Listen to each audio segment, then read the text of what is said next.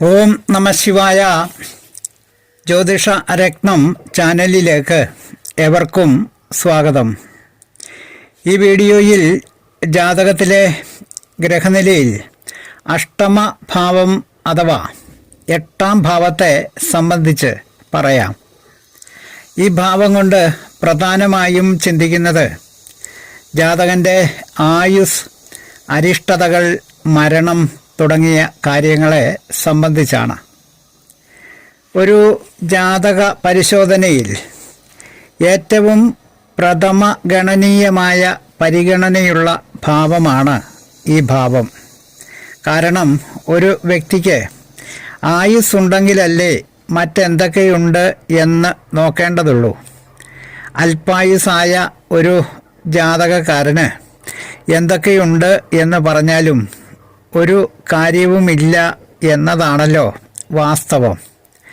അതുകൊണ്ട് ഈ ഭാവം പരിശോധിക്കപ്പെടുമ്പോൾ ജാതകത്തിലെ ദീർഘായുസ് ലക്ഷണങ്ങൾ, അതുപോലെ മധ്യായുസ് ലക്ഷണങ്ങൾ, അല്പായുസ് ലക്ഷണങ്ങൾ, മരണകാലം മുതലായവയും അതിനു പുറമെ രോഗചികിത്സ, ഔഷധം തുടങ്ങിയ കാര്യങ്ങളും ഈ ഭാവത്തെ കൊണ്ട് ചിന്തിക്കുന്നു. ജ്യോതിഷ വിഷയങ്ങളോട് താൽപ്പര്യവും വിശ്വാസവും ഉള്ള ഏവരെയും പുതിയ ഒരു വീഡിയോയിലേക്ക് ഒരിക്കൽ കൂടി സഹർഷം സ്വാഗതം ചെയ്യുന്നു, ക്ഷണിക്കുന്നു. ആദ്യമായി ആയുർ ലക്ഷണങ്ങൾ പറയാം. അഷ്ടമാധിപൻ അഥവാ 8ാം ഭാവാധിപൻ പാപഗ്രഹത്തോട് ചേർന്ന് നിന്നാലും ബലഹീനനായ ലഗ്നാധിപനോട് ചേർന്ന് നിന്നാലും അത് അല്പായുസ് ലക്ഷണമാണ്. ഇതിന് നേരെ വിപരീതമായി അഷ്ടമാധിപൻ ശുഭഗ്രഹത്തോട് യോഗം ചെയ്താലും ബലവാനായ ലഗ്നാധിപനുമായി യോഗം ചെയ്തു നിന്നാലും അത് ദീർഘായുസ് ലക്ഷണവുമാണ്. അടുത്തത് അഷ്ടമാധിപൻ പാപയോഗം ചെയ്ത് 6ാം ഭാവത്തിലോ 12ാം ഭാവത്തിലോ നിൽക്കുന്നതും അല്പായുസ് ലക്ഷണമാണ്. എന്നാൽ 6ാം ഭാവാധിപനോ 12ാം ഭാവാധിപനോ അഷ്ടമത്തിൽ നിൽക്കുന്നത് ദീർഘായുസിൻ്റെ ലക്ഷണവുമാണ്. അടുത്ത ലക്ഷണം 8ാം ഭാവാധിപൻ അഥവാ അഷ്ടമാധിപൻ അഷ്ടമ ഭാവത്തിൽ തന്നെ നിന്നാൽ അത് ദീർഘായുസ് ലക്ഷണമാണ്. അഷ്ടമാധിപന് ലഗ്നാധിപൻ്റെ യോഗമോ ദൃഷ്ടിയോ ഉണ്ടായാൽ അതും ദീർഘായുസിൻ്റെ ലക്ഷണമാണ്.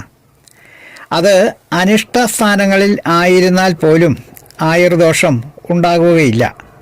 അതായത് അഷ്ടമാധിപൻ ലഗ്നാധിപനും ഒരുമിച്ച് 6ലോ 12ലോ നിന്നാലും ജാതകൻ ദീർഘായുസുള്ളവൻ ആയിരിക്കും.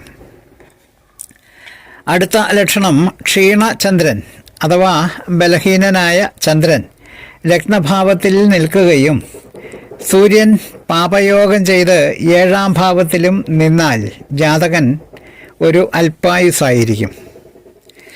സൂര്യനും ചന്ദ്രനും കൂടി ലഗ്നത്തിലും 12ാം ഭാവത്തിൽ പാപഗ്രഹങ്ങളും നിന്നാലും അത് അല്പായുസ് ലക്ഷണമാണ്. സൂര്യനും ചന്ദ്രനും 12ാം ഭാവത്തിലും 12ാം ഭാവാധിപൻ ലഗ്നത്തിലും നിൽക്കുന്നത് അല്പായുസ് ലക്ഷണമാണ്. 11ാം ഭാവത്തിൽ നിൽക്കുന്ന അഷ്ടമാധിപൻ പാപഗ്രഹമായാൽ അല്പായുസ്സും ശുഭഗ്രഹമായാൽ ദീർഘായുസ്സും ജാതകന് ലഭിക്കുന്നതാണ്. ഗുളികൻ അഷ്ടമത്തിൽ നിൽക്കുന്നതും ഒരു ആയുർദോഷ ലക്ഷണമാണ്. അഷ്ടമ ഭാവമായ 8ാം ഭാവത്തെക്കുറിച്ച് അഥവാ ആയുർഭാവത്തെക്കുറിച്ച് പറഞ്ഞ വീഡിയോ ശ്രദ്ധിച്ച എല്ലാവർക്കും നന്ദി, നമസ്കാരം. തലക്കുറി ജാതകം, വിവാഹ പൊരുത്തം, മുഹൂർത്തം, പ്രശ്നം തുടങ്ങിയ ജ്യോതിഷ സംബന്ധമായ സേവനങ്ങൾക്ക് 960523 9894 എന്ന ഫോൺ നമ്പറിലോ വാട്സപ്പിലോ ബന്ധപ്പെടാവുന്നതാണ്. സ്നേഹപൂർവം മോഹനൻ ജ്യോത്സ്യർ ജ്യോതിഷ ആചാര്യ. ഓം നമഃ ശിവായ.